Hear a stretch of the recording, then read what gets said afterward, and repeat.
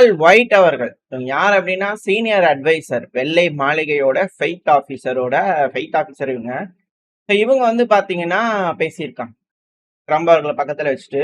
இது ஒரு மிக முக்கியமான ஒரு தருணம். அதாவது நம்ம சேனல்ல வந்து பாத்தீங்கன்னா ஒரு 6-7 மாசமா இருக்குமா தொடர்ந்து பாக்குறவங்களுக்கு தெரியும்.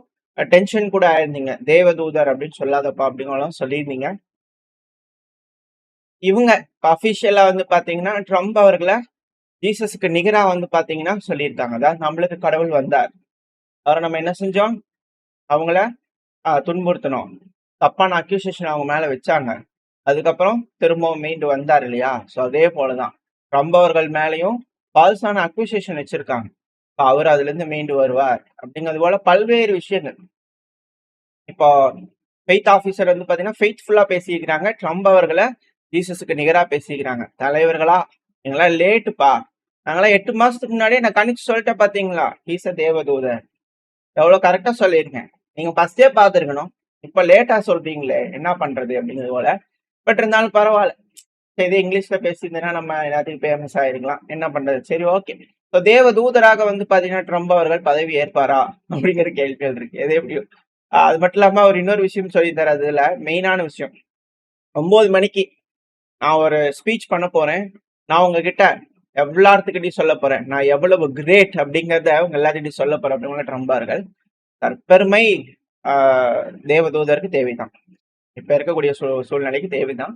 சரி ஓகே, ஜோக்ஸ் அப்பார்ட், மெயினான விஷயத்துக்கு வந்துடலாம். மார்க்கோ ரூபியோ அவர் ஈரான் இருக்கிறாங்க இல்லையா, அவர் தான் ஸ்டேட்மெண்ட் என்னன்னா, அவர் என்ன சொல்றாரு அப்படின்னா, ஈரான் வந்து அடுத்த நார்த் கொரியாவா மாறிட்டு வருதோ அப்படிங்கிறது போல, ஈரான் அதை நோக்கி எய்ம் பண்றாங்களோ அப்படிங்கிறது போல இருக்கு. ஏன்னா நார்த் கொரியாங்கிறது வந்து பாத்தீங்கன்னா ஒரு பிரச்சனைக்குரிய ஒரு ஆட்சியாளரால் ஆளப்படுது, அது கஷ்டப்பட்டு தான் புரிஞ்சுக்க வேண்டியதா இருக்கு. அதே போலதான் ஈரானும் ஷியா கிளரிக் இருக்கக்கூடிய அந்த ரேடிக்கல்ஸை வச்சு ரன் பண்ணக்கூடிய ஒரு நாடு தான் இது, அதுவும் இன்டர்கான்டினென்டல் பெலிஸ்டிக் மிசைலை வச்சு அப்படிங்கிறது போல. மார்க்கோ ரூபியோ அவர்கள் எந்த அளவுக்கு அது பிரச்சனைக்குரிய விஷயமா மாறும் அப்படிங்கறத அவர் எக்ஸ்பிளைன் பண்றாரு மீடியாக்கள் முன்னாடி. எனக்கு தெரிஞ்சு 10 வருஷம் இருக்கும்னு நினைக்கிறேன், நார்த் கொரியால இருக்கக்கூடிய அணு ஆயுதம் அமெரிக்கால போய் விழுகும். இப்ப வரைக்கும் வந்து பாத்தீங்கன்னா ஏதாவது பிரச்சனை இருக்கா, இருக்கிற இடம் தெரியாம அவர் வாட்டுக்கு சிவனேன்னு இருக்காரு. ஏன்னா அவங்க கிட்ட அணு ஆயுதம் இருக்கு. இருக்கக்கூடிய ஒரு நாடு ஏன் எந்த பிரச்சனையும் பண்ண மாட்டாங்க, ஏன் அமைதியா இருக்காங்க அப்படிங்கிற கேள்விகள். அப்போ அது போல விஷயங்கள் இருந்தாதான் அமைதியா இருக்க முடியுமா அப்படிங்கிற சந்தேகங்கள் எல்லாத்துக்குள்ளயும் வர ஆரம்பிக்குதா இல்லையா.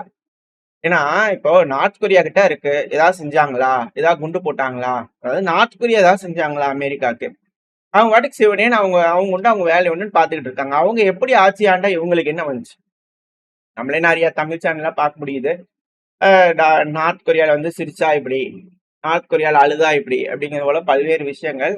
நார்த் கொரியா அது அந்த நாட்டோட சட்டம், அவங்களை கிரிட்டிசைஸ் பண்றதுங்கிறது நம்மளுக்கு அதுக்கும் எந்த ஒரு சம்பந்தமும் இல்ல, தேவையும் கிடையாது. அவங்க நாட்டுல இருக்கக்கூடிய மக்கள் கிட்ட துப்பாக்கி இருக்குது, எல்லாம் இருக்கு, ஏதாவது பிரச்சனைனா அவங்களே, ஏன்னா அவரு சும்மா கை வீசிட்டு தான் போய் நிக்கிறாரு, பக்கத்துல இருக்கிறவங்க துப்பாக்கி இருக்கு, ஏதாவது வம்பு பண்ணியிருந்தாரு அப்படின்னா அது எப்படி இல்லாம போயிருமா அப்படிங்கிற ஒரு கேள்வி வருது. பட் இருந்தாலும் பரவாயில்ல, அந்த நாட்டுல வந்து பாத்தீங்கன்னா சில பல கொடுமையான சட்டங்கள் இருக்கு அப்படிங்கிறது உண்மைதான் அப்படிங்கிற பலரும் ஆணித்தனமா நம்புறாங்க.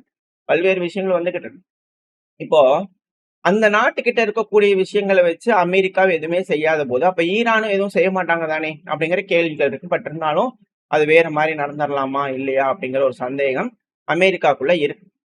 ஸோ அது ஸ்டேபிளா வந்து பாத்தீங்கன்னா இருக்காது இந்த இடத்துல, அது பிரச்சனையா இருக்கும். ஏன்னா இவங்களுக்கு எதிரான அமைப்புல இருக்கக்கூடிய அரசாங்கங்கள் இங்க ஸ்டேபிள் ஆயிட்டாங்கன்னா என்ன பண்றது அப்படிங்கிற ஒரு அச்சமோ என்னமோ தெரியல. பட் ஆனா அவர் தரப்புல இப்படி ஒரு ஸ்டேட்மெண்ட் வந்திருக்கு. நார்த் கொரியா மாதிரி ஒரு ரெஜிமா ஈரான் மாறிடுச்சுன்னா அதுவும் மிடில் ஈஸ்ட்ல எப்படி அப்படிங்கிற அவர் தரப்புல இருந்து ஒரு விஷயங்கள் வந்திருக்கு. இதுல அமெரிக்காவோட டொனால்டு ட்ரம்ப் அவர்கள் அவர் சொல்றத அப்படிங்க நீங்க மேட்ச் பண்ணி வச்சு பாத்தீங்கன்னா தெரியும்.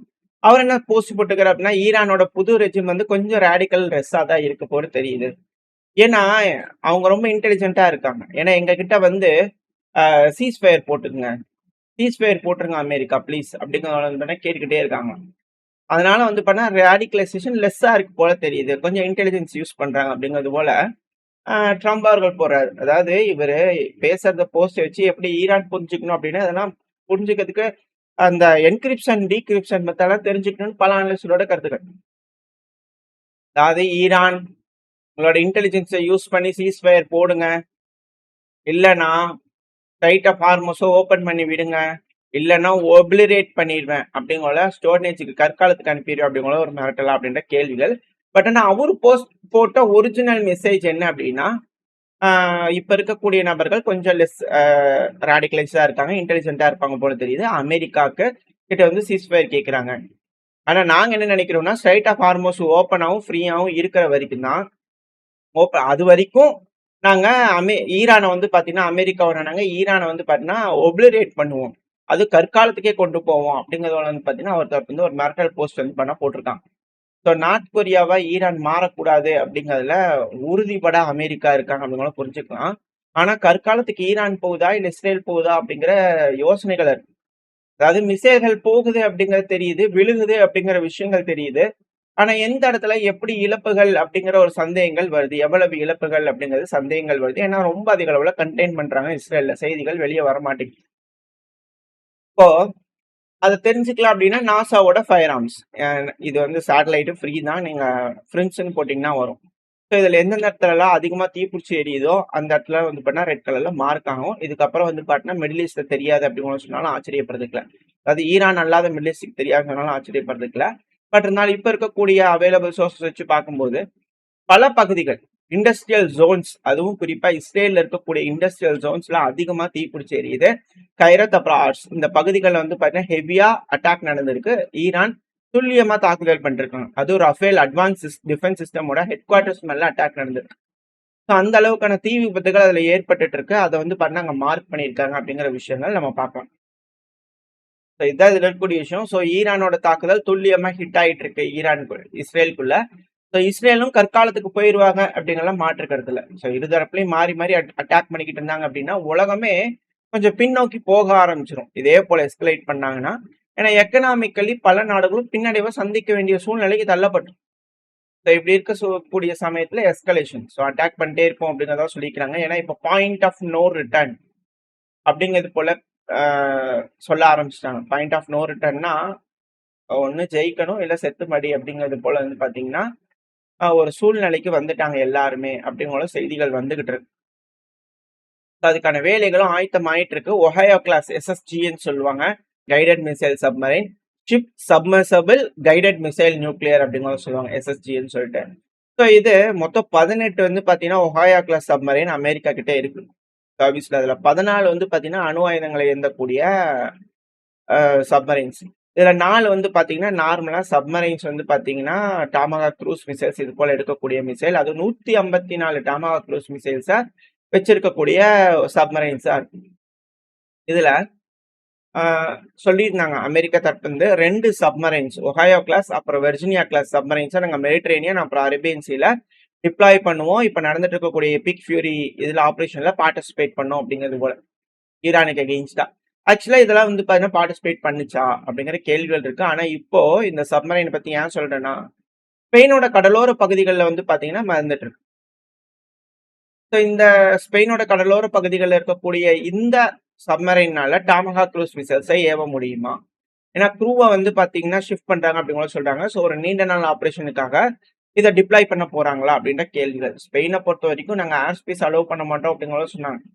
நாங்க கடல் வழியை ஒத்துக்க மாட்டோம்னு சொல்லலையே அப்படிங்கிற சொல்லுவாங்களா, இல்ல இது நேட்டோவுக்கானதுங்க அப்படிங்கிற சொல்லிடுவாங்களான்ற சந்தேகம்.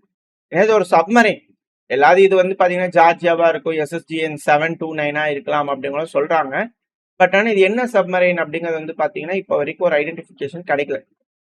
வீடியோ தான் வந்திருக்கு.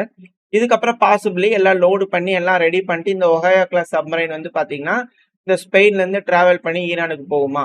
ஸோ அமெரிக்கா இங்க இருக்கக்கூடிய எல்லா அசட்ஸையும் யூஸ் பண்ணிட்டு தான் இருக்காங்க, வெளியே சொல்லாம யூஸ் பண்ணிட்டு இருக்காங்க அவ்வளவுதானே தவிர மற்றபடி எல்லாத்தையும் யூஸ் பண்ணிட்டு தான் இருக்கிறாங்க அப்படிங்கிறத இதுல இருக்கக்கூடிய விஷயம். இருந்து என்ன தெரியுது அப்படின்னா, எல்லாருமே வந்து பாத்தீங்கன்னா இதெல்லாம் இணைஞ்சுதான் இருக்காங்க. இது ஒரு வேர்ல்டு வார் தான், அது ஆல்ரெடி ஆன் ஆயிடுச்சு, இதுக்கப்புறம் தான் ஸ்டார்ட் ஆகணும் அப்படிங்கிற எல்லாம் ஆல்ரெடி போயிட்டு தான் இருக்கு. என்ன வேற ஒரு விதமா வந்து பாத்தீங்கன்னா போற எல்லா தலைவர்களும் கையாண்டுகிட்டு இருக்காங்க. போரோட போக்க தீர்மானிக்கிறது அப்படிங்கிறது வந்து பாத்தீங்கன்னா ஒருத்தவங்களோட கையில இல்ல. இருதரப்புலையுமே அந்த போரோட போக்க தீர்மானிக்க கூடியதுன்னு இருதரப்புலையுமே இருக்கு அப்படிங்கிறத புரிஞ்சுக்கணும்.